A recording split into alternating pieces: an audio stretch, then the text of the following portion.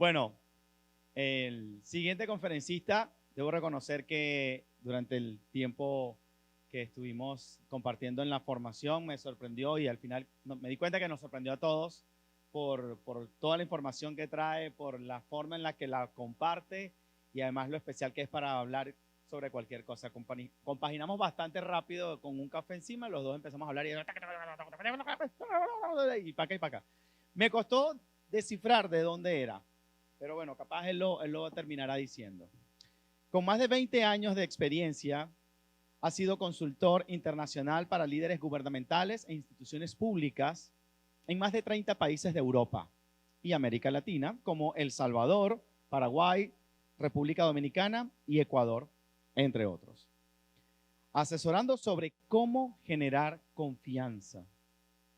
Ha dirigido misiones y proyectos para organismos internacionales como el Banco Mundial y la Unión Europea en materia de confianza digital.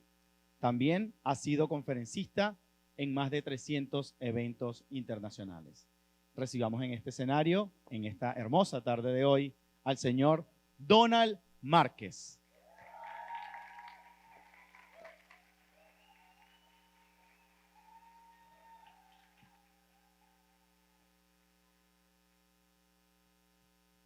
¿Estamos en vivo? Sí.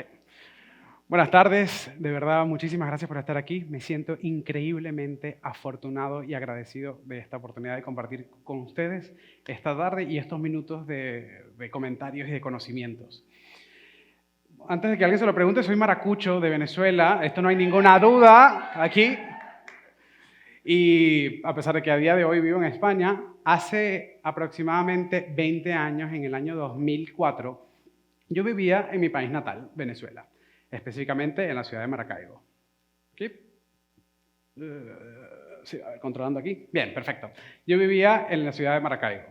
Con tan solo 21 años, para aquellos que les gusta sacar la cuenta de qué edad puedo tener ahora, con tan solo 21 años, yo fui electo para poder representar a toda mi comunidad universitaria de la casa de estudios donde yo había estudiado para organizar las elecciones estudiantiles de esa universidad.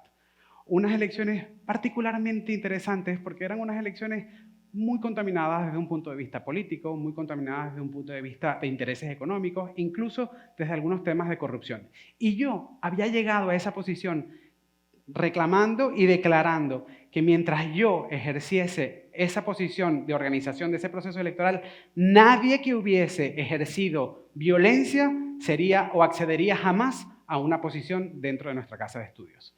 El único problema era que justamente a esas elecciones se presentaba una persona que llevaba más de 20 años fingiendo ser estudiante universitario, precisamente porque él dirigía una especie de red de extorsión dentro de la casa de estudios, lo cual vemos que teníamos algunos conflictos de intereses entre lo que yo quería hacer y lo que él también pretendía hacer.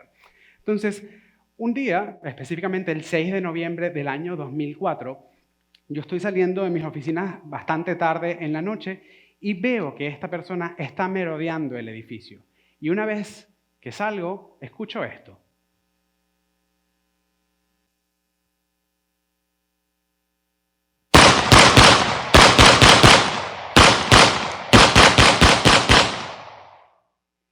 Yo les puedo asegurar que nadie, absolutamente nadie, sabe cómo va a reaccionar cuando escuchas este sonido. En mi caso particular, comencé a correr. La adrenalina desconecta el cerebro y entras en modo supervivencia. Yo lo único que vi fue un área de servicios por un costado del edificio donde iba saliendo, donde estaban mis oficinas, y comencé a ver los aires acondicionados y para poder evitar golpearme con ellos, empecé a agacharme para pasar debajo de ellos. Y ahí llegó el primer momento de verdad. Uno de las balas impactó directamente sobre un aire acondicionado en cuya trayectoria 3 segundos antes estaba mi cabeza. El segundo shot de adrenalina empieza a inyectarse y yo salgo corriendo hacia el único lugar que veía, que era el final del pasillo. Y cuando llego, entro a un estacionamiento que estaba solo, básicamente porque era de noche. Y no había ningún lugar donde esconderse. Entonces, continúo y el tercer shot de adrenalina me dice, ve al único lugar que conoces, que es la salida trasera del edificio. Cuando salgo, me encuentro en la calle y lo único que está iluminado es una estación de gasolina que está al otro lado de la calle. Yo sigo corriendo y a medida que me voy acercando, lo único que puedo ver es a mi mano izquierda un grupo de personas que a medida que iba corriendo me di cuenta que los conocía, pero que no estaba nada convencido de que quisieran ayudarme y muchísimo menos protegerme. Frente a mí logré divisar que dentro de la estación de gasolina había una especie de taller mecánico que estaba cerrado, obviamente porque era de noche, y había una cerca de aproximadamente unos 3 metros con púas en la parte de arriba que yo sabía que era imposible que yo me pudiera saltar. Y a mi mano derecha me encuentro una calle que estaba sola y oscura. Obviamente era de noche y había un tiroteo. Entonces, en ese momento son millones de cosas las que nos pueden pasar por la cabeza y a mí particularmente me pasaban por la cabeza. ¿Qué es lo que debo hacer? ¿Qué es lo que puedo hacer? Y si lo piensan, realmente entramos en una especie de árbol de decisión en la que debes pensar, ¿qué hago? ¿No confío y trato de resolver esto yo solo o confío en alguien? Pero si confío en alguien, ¿confío en personas que son conocidas o confío en un completo desconocido? De todas maneras, si lo piensan bien, dentro de este árbol de decisión subyace un concepto que es mucho más básico, que es precisamente la confianza. ¿Qué es la confianza? ¿Qué significa? ¿En qué consiste? ¿Cómo se construye? ¿Por qué es importante? Yo hoy voy a explicar y voy a asegurarme de que todos aquí cuando salgan tengan completamente claro de la importancia que tiene que podamos inspirar confianza. Y para poder responder a esa pregunta, la siguiente que me tengo que responder o que me hago normalmente es, ¿en quién confío? De hecho, si alguien me pregunta a mí, ¿a quién le confiaré yo mi vida? La primera persona que me viene a la mente es mi mamá. Es la persona que más me conoce, es la persona que me ha querido más en la vida, es la persona que me ha instruido en todos los valores y principios que tengo. Yo, de hecho, me hice abogado siguiendo sus pasos. Y si les preguntase a ustedes en quién confían, ¿qué dirían? ¿A quién le confían en la vida? ¿Sus padres tal vez? ¿Hermanos? ¿Mejores amigos? ¿Parejas tal vez? ¿Sí? Y si les cambio la pregunta y ahora les dijese, ¿ustedes le confiarían la vida a un completo desconocido? ¿Le confiarían la vida a un completo desconocido? Porque si me lo preguntan a mí, la respuesta no es no, es absolutamente no. ¿O sí? Miren. Ya lo comenté al principio, yo soy venezolano, vivo en España y yo al año visito aproximadamente unos 50 países. Esto hace que yo todos los meses tenga que montarme en aviones y yo al año me monto en más de 100 aviones. Cada vez que yo me subo a un avión, una persona que está usando un uniforme con 4 barras en el brazo, yo le fío que esa persona sabe cómo despegar ese cacharro y sabe volverlo a aterrizar y me puede llevar a un puerto seguro. Yo le fío mi vida. Y yo sé, ya sé que en este momento pueden estar pensando, sí, Donald, está bien, pero estás hablando de una de las industrias más controladas del planeta.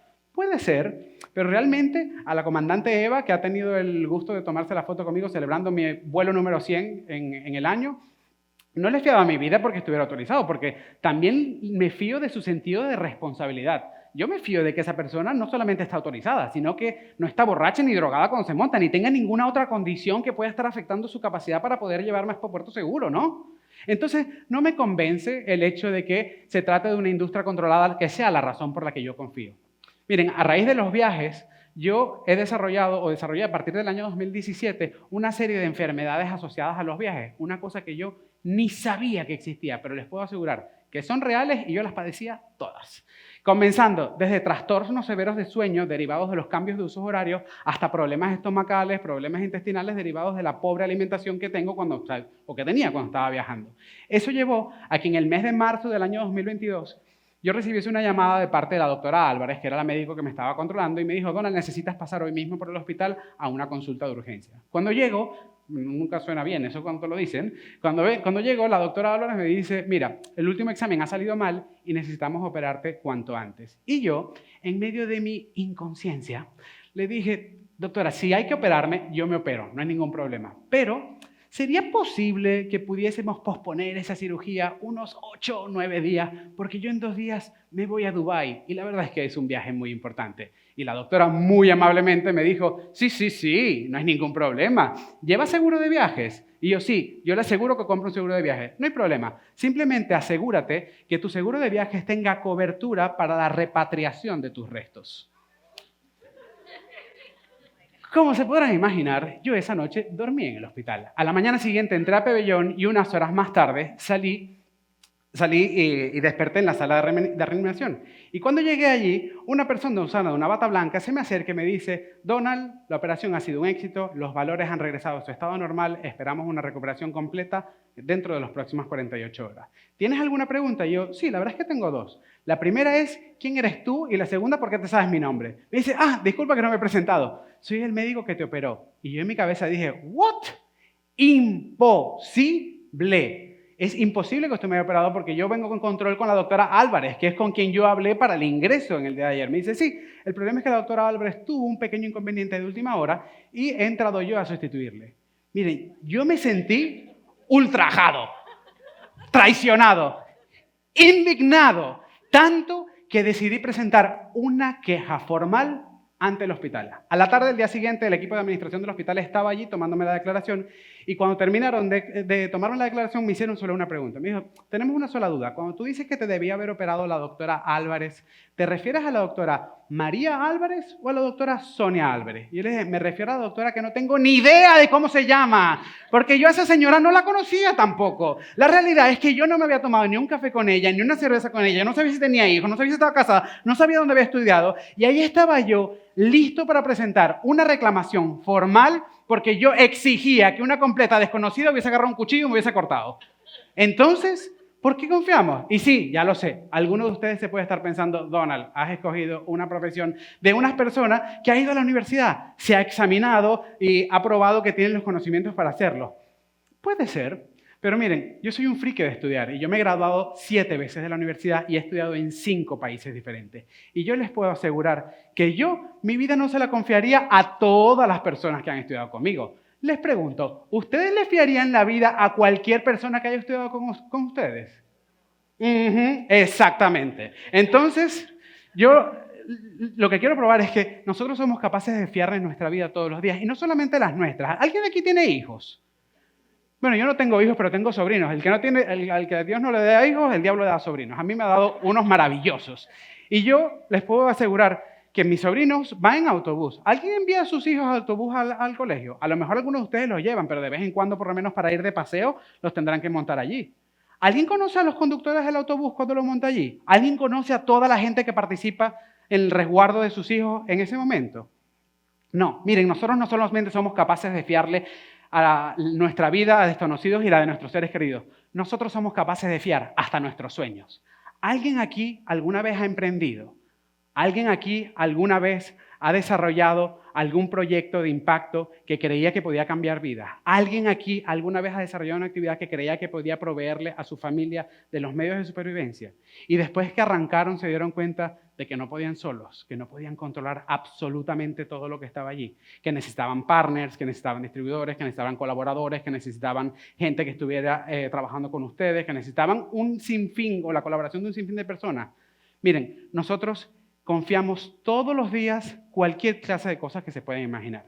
Y yo llevo años tratando de determinar por qué ocurre, cuál es el origen de esta clase de sistema de confianza. Y hace unos años me encontré la historia de 2 amigos que se llaman Paco y Juan, que posiblemente ustedes lo hayan visto en un libro de historia con otro nombre como Neandertales y Homo sapiens, que son 2 especies de la raza humana que coexistieron en el mundo al mismo tiempo hace algunos millones de años.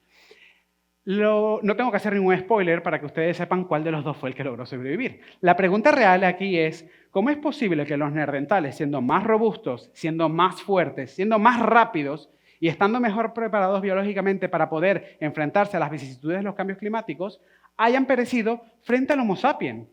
Pues la respuesta es relativamente sencilla. Los Homo sapiens son la primera especie de la raza humana que logró crear relaciones de confianza. ¿Para qué? Aprendieron a manipular la tecnología, que en ese momento era el fuego, y compartieron conocimiento con otros para poder administrarlo. Empezaron a confiar entre sí para poderse cuidar frente a los peligros que habían a su alrededor. Empezaron a compartir información sobre cómo crear ropajes para protegerse de eso. Entonces, conociendo esta historia, ¿por qué confiamos? ¿A alguien se le ocurre una idea? Porque yo tengo una teoría. Yo creo que la razón por la que nosotros confiamos es esta. Yo creo que la confianza forma parte del kit de supervivencia que nosotros tenemos como especie humana. Yo creo que es un instinto básico que hemos heredado de los primeros Homo sapiens y nos han traído a este punto de la historia donde estamos hoy. Es más, yo creo que nosotros confiamos por necesidad. Yo me fío de los capitanes de los vuelos porque necesito volar para poder trabajar. Yo me fío del médico porque necesito salud. Yo me fío de un agricultor que está en otro país que está cosechando unas papas que voy a terminarme comiendo yo. Porque en la forma en la que está organizada la sociedad en la que vivimos hoy, necesitamos confiar para poder vivir. Entonces, si esto forma parte de los instintos más básicos que nosotros tenemos como seres humanos y como especie, tenemos que estar conscientes que la confianza forma parte de absolutamente todos los procesos humanos que existen. Procesos humanos que pueden pasar desde procesos de cómo los niños necesitan de sus padres. Los niños necesitan que les den abrigo, que les den comida, que les den un espacio de desarrollo. Y esa necesidad fortalece posteriormente los vínculos de confianza. Mi mamá no sabe que he usado esa foto y seguramente protestará cuando vea este video, pero bueno, esto es lo que tocaba. También corresponde aquí hablar de... Pero esto solamente no se da en las relaciones familiares. Esto también se da entre las empresas. Las empresas necesitan confiar en que los empleados van a poder desarrollar las actividades necesarias para poder cumplir objetivos en común. Y al revés, los empleados necesitan creer que las empresas son capaces de proveerles un espacio estable y seguro para que se puedan desarrollar profesional y personalmente.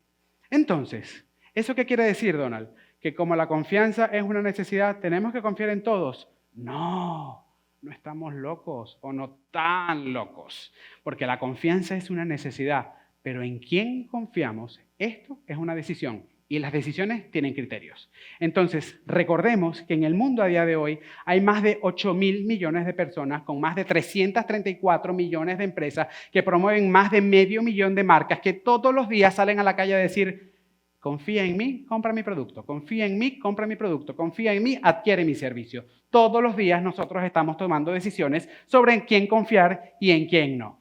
La confianza es un tema tan antiguo que llevamos décadas investigando al respecto. En los años 60 se hablaba de The Milgram Experiment, que era un experimento que se había desarrollado para probar y que probó que las personas tendríamos a tener confianza en aquellas personas que tenían tokens de confianza, como por ejemplo una bata blanca. Si tiene una bata blanca, posiblemente haya estudiado algo que le permita tener una autoridad para darme cierta sugerencia o incluso una orden. Pero es que más recientemente, en el año 2018, NYU hizo la publicación de un estudio en el que probaba que las personas tendemos a confiar en aquellas otras personas que nos recuerdan, en extraños que nos recuerdan, gente que confiamos o gente que conocemos. Y esto no solamente es a través de las características físicas, también es cultural.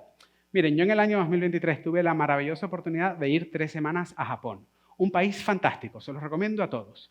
El único detalle es que a mí nadie me dijo que en Japón nadie habla, o casi nadie habla inglés, y español muchísimo menos. Ustedes saben lo difícil que es ir a Japón y tratar de pedir en un restaurante japonés, cuando la comida se ve así, algo que no sea ni pescado ni marisco, porque yo no como nada de eso. Y que tu experiencia en el país nipón no se convierta en simplemente un paseo por todos los McDonald's japoneses que hay allí. Es terrible.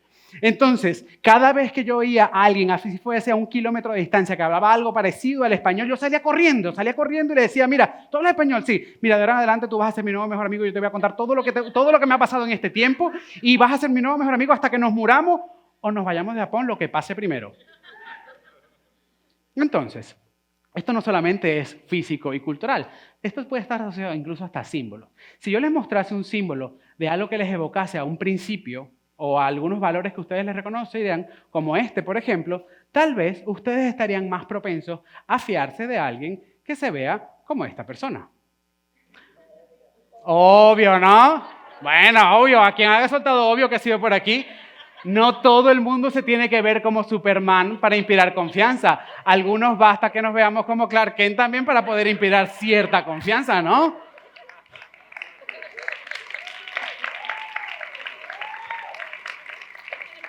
Entonces, si ya le recordamos a esa persona, a alguien que se parece a nosotros, pues tenemos la mitad del trabajo ganado, ¿no? La mitad de la batalla ya está ganada. Pero ¿qué pasa a día de hoy en nuestras interacciones diarias? Hoy en día tenemos cientos de interacciones con gente que se ve culturalmente diferente a nosotros, que se ve étnicamente diversa de nosotros, que tiene un background distinto al nuestro. O peor todavía, el estudio de NYU que probaba que somos capaces de fiarnos de personas que se parecen a nosotros, también probó otra cosa. Estableció que nosotros sentimos desconfianza de aquellas personas que nos recuerdan, gente que conocemos, que es desconfiable. Entonces, esto es un problema. ¿Qué pasaría para una persona que se vea como este señor y trate de pedirme un voto de confianza a mí? A mí, el friki de Harry Potter, del James Bond y del universo Marvel. Lo va a tener súper difícil. ¿Por qué? Porque yo tengo un sesgo que es cultural basado en lo que yo conozco. Entonces, ¿qué hacemos en estos casos? ¿Colgamos los guantes y cerramos la tienda? No. Yo, en los últimos 10 años, trabajando con líderes de gobierno, con instituciones internacionales, con organismos multilaterales, en diferentes países, tanto en Europa como en América, he logrado diseñar o recoger y categorizar precisamente cuáles son esos códigos secretos que utilizamos para desbloquear la confianza de las personas. Y eso es lo que quiero poder resumir en este momento. Estos códigos de confianza yo los he clasificado en 3. Códigos de semejanza, códigos de estructura y códigos de referencia. Los primeros seguramente les van a sonar muy normales, códigos de semejanza.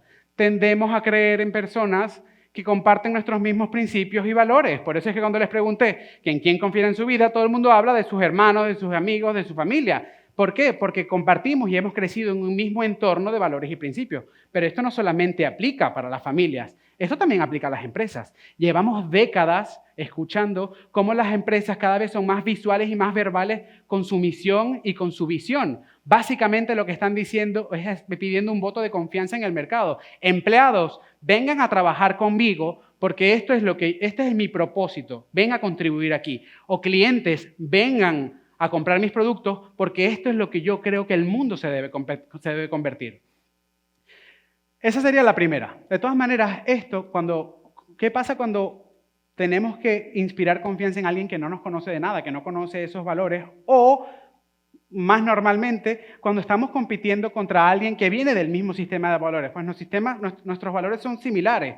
Pues tenemos que buscar otros códigos que permitan desbloquear esa confianza. Y aquí es donde entran los que yo he bautizado como códigos de estructura. Los códigos de estructura pueden ser, o yo los he clasificado de 3 maneras. Los normativos. Hay algunas personas que utilizan autorizaciones de los estados o del gobierno o en general para poder ofrecer servicios, como por ejemplo los notarios. ¿Qué hace un notario? Cuando yo tengo un contrato que es muy importante, el notario dice, hola, fíjate de mí, yo tengo una autorización para poder validar ese contrato que estás poniendo aquí. Fíjate no de mí, sino fíjate de esta autorización que tengo yo regulatoria. Esto es lo mismo que hacen los abogados que están inscritos en las barras de los colegios de abogados, o lo mismo que hacen los médicos, o lo mismo que hacen los odontólogos.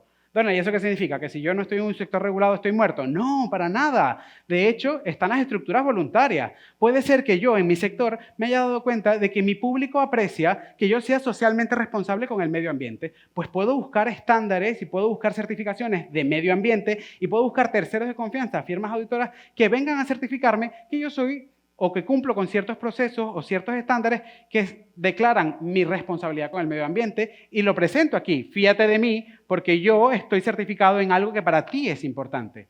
¿Y qué pasa si no existe el estándar? ¿O qué pasa cuando nosotros somos el estándar? A algunos le puede estar pasando que está innovando y dice, mira, es que esta es mi propia metodología, la que yo estoy plantando en mi servicio. No pasa nada. Podemos presentar casos de éxito. Podemos presentarnos primero nosotros mismos y decir, hey, fíjate de mí, porque esto que te estoy ofreciendo ya yo lo implementé en mí y este fue el resultado. Puedo decir, bueno, no lo he implementado en mí, pero yo se lo he implementado en tantos X clientes y a ellos les ha dado otros resultados. Donald, es que no lo he implementado en ninguna parte. No pasa nada. Tú puedes también presentar y decir, mira, yo no lo he implementado, pero yo he hecho una investigación y en tal industria y en tal país esto está dando estos resultados. Podemos probarlo de que puede tener resultados exitosos también aquí. Ese es el segundo código de confianza que está en la metodología. Y el tercero refiere a las referencias. Estas son mis favoritas. Miren, las referencias son de contraste, son familiares o son de mercado. Yo soy un fanático de los televisores, me encantan. El de mi casa siempre tiene que ser el más grande. Yo siempre digo como mi regla general que yo no lo puedo abrazar, que de punta a punta de mi mano yo no puedo abrazar el televisor. El problema es que yo llevo el contraste a un punto más y es un drama. es un drama, porque yo hago Excels y yo empiezo a comparar entre la capacidad que tiene de la resolución y los negros y los oscuros del televisor, o puedo hacer un contraste y una comparación de la capacidad que tiene para captar el 4G, el 5G, el 6G, el 7G, todos los G que tiene el televisor, yo los recojo en un Excel. El problema es que esa investigación se acaba el día que llega mi hermano y dice, a ver, ¿qué te vas a comprar? Basura, cómprate este. Y yo voy y me compro lo que dice mi hermano, porque yo me fío de lo que dice mi hermano en materia de televisores. ¿Cuántas veces ustedes compran algo porque un amigo, alguien que confían, alguien que viene posiblemente del mismo sistema de valores y principios que ustedes comparten, les ha hecho una recomendación? ¿Les ha pasado alguna vez? Muchísimas veces. Pero es que a día de hoy ni siquiera tenemos que conocer a la persona que nos hace recomendaciones. Anteriormente y en Pharma se les conocen como líderes de opinión, que son expertos que generan confianza. Hoy en día estos expertos están en nuestra mano. Yo abro el Instagram y ¿cómo se llaman ahora los líderes de opinión? Influencers, personas que están presentando todos los días sus principios de valores, su vida, lo que hacen, en qué creen. Muchas veces son personas que también están presentando marcos de referencia, se presentan como expertos. Muchas veces se presentan a sí mismos como casos de éxito. Los de fitness, que alguien aquí ha seguido una cuenta de fitness que no tenga todos los abdominales marcados hasta donde no pensábamos que habían músculos. Obviamente lo que están haciendo es desbloquear la confianza basado en estos códigos. De todas maneras, una cosa que es muy importante que sepamos es que estos, a pesar de que son los 3 códigos que yo les invito a que pongan en marcha, tenemos que recordar que la confianza es un instinto de supervivencia social. Para que esto funcione, todos tenemos que confiar. De nada vale que yo sea el único que esté confiando en este sistema. No somos islas, aquí nadie se salva solo. Entonces, tenemos que recordar que estos códigos de confianza tienen que ser activados por personas, tienen que ser activados por alguien y se activan a través de una fórmula mágica que se llama ejemplo. Y el ejemplo o las conductas ejemplarizantes se construyen a través de 2 requisitos. El primero es la coherencia. Yo digo lo que pienso y después hago lo que he dicho. Yo no me contradigo. Yo no me puedo fiar de alguien que está diciendo una cosa y está haciendo otra todos los días y que está cambiando de opinión todos los días, ¿no? Y eso me lleva al segundo punto. La segunda característica es yo esto lo hago todos los días, todos los días de forma uniforme y consistente. Y esto es un punto importante, es que yo esto lo tengo que hacer aun cuando no tengo factores que estén afectando mi conducta temporalmente, como por ejemplo, ¿cuáles?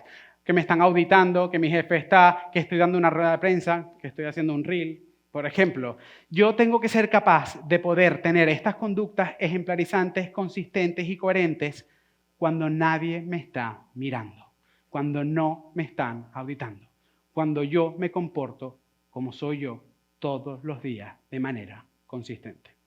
Y a lo largo de la historia hemos encontrado muchísimas personas que han mostrado ser precisamente esos líderes de confianza que han dado ejemplo a través de la consistencia y a través de la coherencia a lo largo de los años. Y ahora son muy famosos, pero cuando comenzaron, estas personas no los conocía nadie, no se sabía que tendrían éxito, pero mantuvieron consistencia y coherencia a lo largo de sus vidas, lo que los llevó a que hoy los consideremos precisamente esos líderes confiables que tenemos en la historia. Entonces, esta combinación de códigos de confianza más la llave maestra, que serían las personas, es un método que utilizamos para poder inspirar confianza en otros, para que hagamos lo que queramos, liderar, por ejemplo. Pero también sirve para una siguiente cosa, que es para tomar mejores decisiones. Yo no solamente utilizo esos códigos para inspirar confianza, yo también lo utilizo para evaluar a quién le deposito yo mi confianza y en quién debo confiar. Y recordando que esto sirve para tomar mejores decisiones, yo les recuerdo que hace 20 años yo estaba en una estación de gasolina tratando de decidir si confiar en unas personas, si tratar de saltar una cerca imposible o tratar de ir a encontrar a un desconocido. ¿Ustedes qué creen que hice? ¿Conocido? ¿Alguien puede estar diciendo conocidos? ¿Alguien puede estar diciendo desconocidos? ¡No! ¡Yo me salté la cerca! ¡Yo me salté la cerca! ¿Por qué? ¿Estaba siendo consistente o estaba siendo coherente? No, pero yo tenía un factor que estaba modificando mi conducta temporalmente, igual que las auditorías, igual que los que estuviéramos o que nos estuviese viendo mi jefe, se los recuerdo. Bueno, ahí debían haber sonado tiros. A mí me estaban cayendo a tiros en ese momento. Entonces, Una cosa, y esta es la razón principal por la que a mí nadie me hubiese contratado como escalador profesional. Nadie me contrataría como escalador porque yo me salté una cerca el día que tenía un rush de adrenalina, ¿o sí? Y es por eso que tampoco tiene tanto valor cuando yo a un primo lejano, en un pico de felicidad porque estaba borracho en la boda de mi hermana, le dije que lo amaba.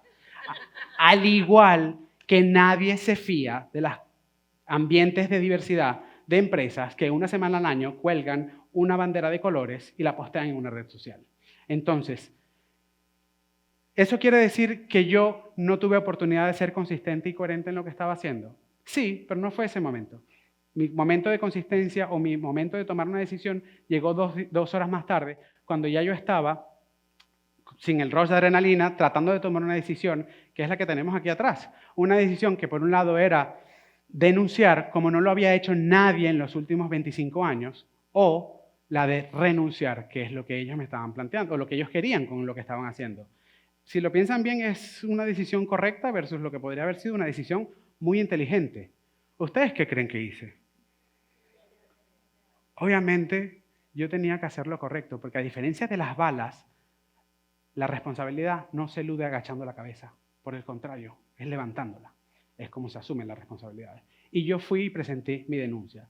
¿Ustedes creen que eso da miedo? A mí no me dio miedo. A mí me dio terror. Yo estaba aterrado. A mí me temblaban las piernas cuando yo entré a esa estación de policía. Pero eso era lo que yo me había comprometido a hacer durante la campaña cuando me habían electo allí. Y yo tenía que hacer lo que había pensado, lo que había dicho, y eso fue lo que hice. Y una de las cosas más importantes que tiene este sistema social de supervivencia que se llama confianza es que cuando nosotros fomentamos confianza, empoderamos a otros para que también confíen. Y 48 horas más tarde, 8 personas más presentaron denuncias, que habían sido víctimas en el pasado de esta persona, presentaron denuncias también en la policía. Porque cuando fomentamos confianza, empoderamos a otros para que también confíen.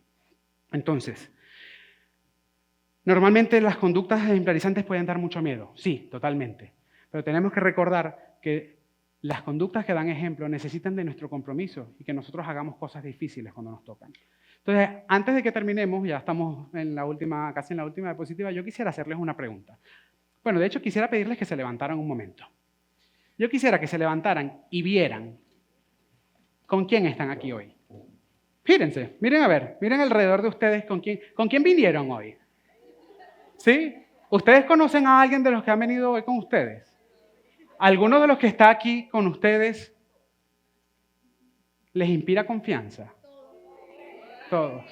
Bueno, me encanta que todo el mundo sienta que confía su vida a todos los que están aquí. Pero a mí me gustaría preguntarles, les hago el cambio de pregunta. ¿Ustedes creen que si yo les preguntase a alguien que los conoce a ustedes, si ustedes tienen conductas ejemplarizantes, coherentes y consistentes, todo el mundo respondería que sí?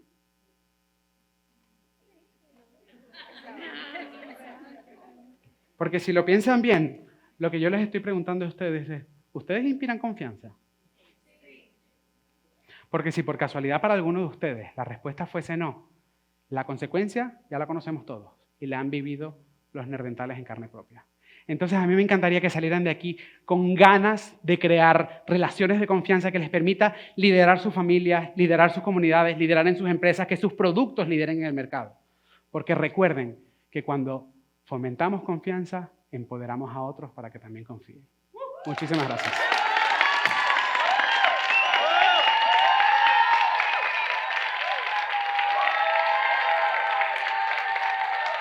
Donald Márquez.